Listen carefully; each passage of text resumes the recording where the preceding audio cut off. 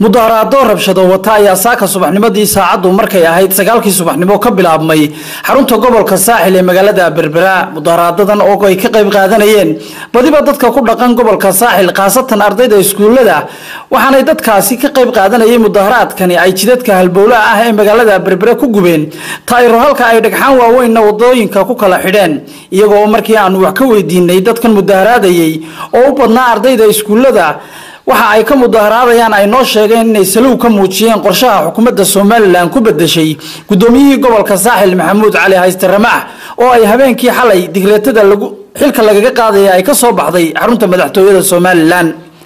sidoo kale waxa ay yana dadkaasi xukuumadda ku eedeeyeen faragelin ay ku hayso golaha deegaanka ee degmada Berbera ee dhawaan la soo doortay isla markaana duqa cusub iyo ku xigeenkiisa 20kii bishan doortay. waxa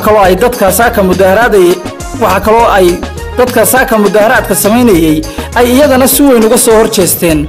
xogeeye dawladda hoose oo la sheegay in la soo magacaabayo oo ka soo jeeda beesha bariga Burco iyadoo ay xogeyihii horena loo magacaabay gudoomiyaha gobolka Saaxil. waxaan sheegay xukuumadda iyo madaxweynaha Soomaaliland wuxuu ka wada gobolka Saaxil ilaa maayir ilaa xogeye ilaa mid ka haysta ciise muuse maanta isku karasho ayuu halka u fadhiisay. waxaan leenahay dawladda cod baan kugu siinay adiga siinay cabdishakuur cidil cod baan ku siinay cid aad la hadlaysaa ma jirto xogeye aad meesha keenayso la aqbalayaana ma jirto أنا أقول هذا يا مجا عدن يسبح أما مجا عايز بارتيسكا خلي محمد سر وحن ما تديدنا مدحويني جمرد السماء أنا كدورن إحنا قبل الوطن أنا قبيل كدورن أو بربرة الساحلة قبيل كدورنية بربرنا المحكمة ما رميسو يرى مذوبي بيو يعيش سنوات ودانا هاي اليرد يو قبل كساحل وحنو لنا هاي برساب كرماح وبرساب كي وشالي تولد لها سينايو قبل كوه وحبو ترى وحبو قبنيا ما أنت مركو الدنيا دعاء تاجري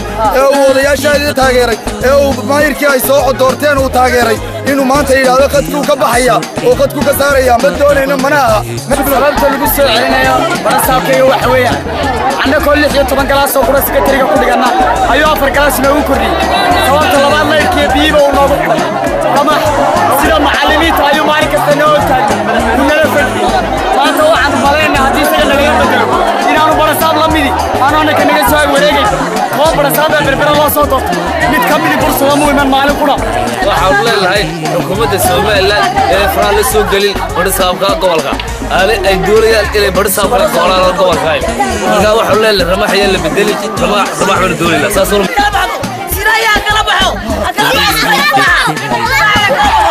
dhalinyarka dhiigga leh ee reer Berbera marka labaad waxay sheegayaan madaxweynaha jamhuuriyadda Soomaaliland faragelinta uu ku hayo gobolka Saaxil inaanan ka yeelaynin xogeeye uu soo magacaabay inaanu soconaynin waxa iyagu sida duqa cusub ee degmada Berbera ayaa isaguna saaka si ballaaran uga howlgalay hakinta mudaharaadadan saaka ka socday magaalada Berbera isagoo dadweynaha mudaharaadayna goob fagaara oo kala hadlay ugu baaqay inay nabadgelyada ilaaliyaan rabshadahana ay joojiyaan. mudaharaadkan oo socday ilaa 2 galabnimo ayaa waxa si weyn uga howlgalay ciidamada booliska ee gobolka Saaxil balse way tahli waayeen in dadkaasi mudaharaadayay kala kaxeeyaan. waxa iyaguna mudaharaado noocana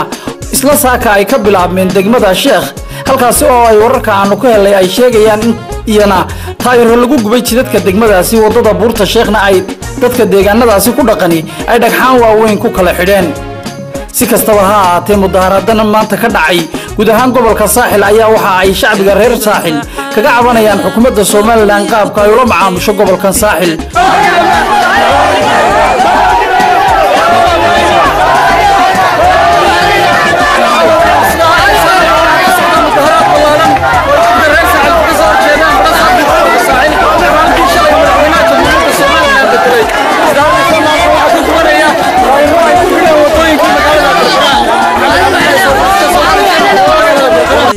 shacbiga reer Berbera ayaa maanta si ballaaran u soo dhaweeyay gudoomiyihii hore ee gobolka Saaxil Maxamuud Cali Hayste Ramaax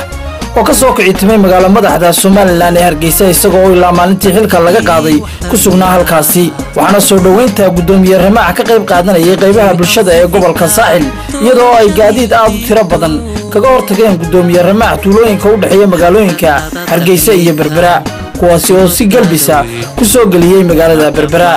kadibna ku soo wareejiyay jidadka waaweyn ee magaalada Berbera kadibna waxa uu gudoomiyaha xilka laga shacbweynaha reer Berbera ee soo dhaweeyay uu kala hadlay fagaaraha gurigiisa isagoo uga mahad celiyay soo dhaweynta diiran ee ay ku qaabileen marka hore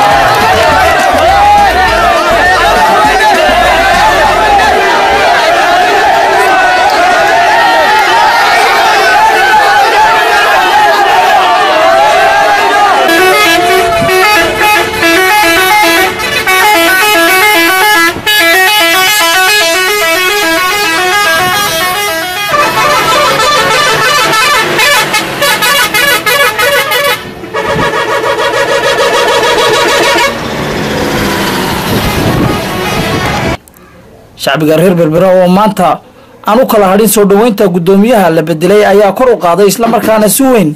uga xumaa gudoomiyahooda xilka laga xayuubiyay si kastaba ha ahaatee soo dhaweynta maanta lagu qaabilay gudoomiye Ramaax ayaa waxa ay noqonaysaa mid looga abaal celinayo waxqabadyo muuqda oo muddadii xilka hayay uu ka qabtay magaalada Berbera